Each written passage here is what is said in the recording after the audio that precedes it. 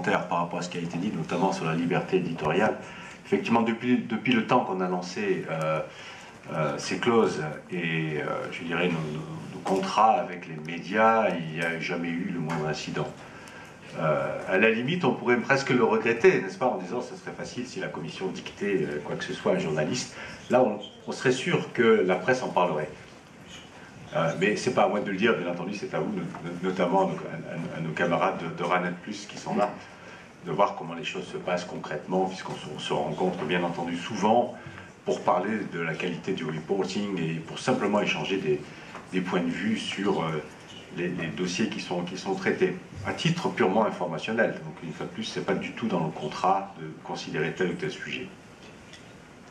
Je regrette néanmoins une chose, c'est qu'effectivement, CIRCOM est un interlocuteur clé, hein, donc l'association des télévisions régionales.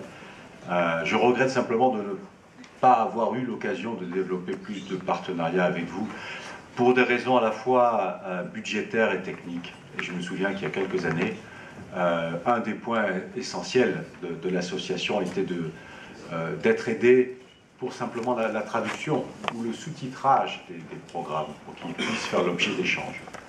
Malheureusement, ça ne tombait pas dans le coût de nos programmes et dans le coût, d'où le sens, à la fois en montant financier et dans le champ d'activité de nos programmes. Mais bon, qui sait, donc les choses évoluent vite, notamment les techniques étant ce qu'elles sont, et tant mieux, on peut s'émanciper de plus en plus de ces genres de contraintes. Par rapport à ce que vous avez dit concernant, Madame, le point sur le partenariat avec les médias d'autres pays, bien entendu, nous sommes très vigilants et nous avons quelques actions à ce point-là au niveau de la Commission européenne. À mon niveau, on développe avec le Parlement un certain nombre de séminaires pour le soutien des journalistes. Donc j'avais mentionné brièvement 2 dimensions dans le partenariat qui nous lie, hein, avec les pays du voisinage au sens très large.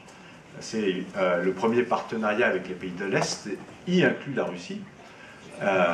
Et nous avons organisé déjà 2 séminaires, simplement pour inviter les journalistes, ceux qui restent libres en tout cas dans ces pays-là, et malheureusement ils sont de moins en moins. Je pense à l'Ukraine, la Bélarus, au Kazakhstan, etc., et bien d'autres. Pour les faire venir au Parlement européen et les faire connaître. Et les inviter évidemment à connecter avec Direct Source que nous avons pour les aider à travailler. On est conscient qu'il ne s'agit pas ici d'une question d'argent, souvent il s'agit d'une question de vie. Et on en est particulièrement conscient. La même chose pour nos collègues et camarades du sud de la Méditerranée. Vous pouvez imaginer dans quelles conditions ils travaillent. Et nous avons également développé des séminaires d'invitation de ces journalistes, notamment par un biais humoristique, puisque heureusement dans tous ces pays, l'humour souvent triomphe du pire, avec les dessinateurs de presse. Donc une association formidable qui est animée par Jean Plantu, le dessinateur du Monde, entre autres, et qui a toute une constellation de journalistes, dessinateurs extrêmement courageux, notamment des femmes, dont Willis, que vous connaissez peut-être, qui dessine le chat tunisien depuis des années. Le chat, évidemment, étant relativement patibulaire avec une barbe. Tout ça est à mourir de rire. Hélas, mourir est souvent le mot juste, puisque ces gens font l'objet de pression physique. Mais ils travaillent, ils continuent. Et donc là, nous sommes particulièrement fiers de pouvoir les aider, y compris financièrement, mais à un petit niveau.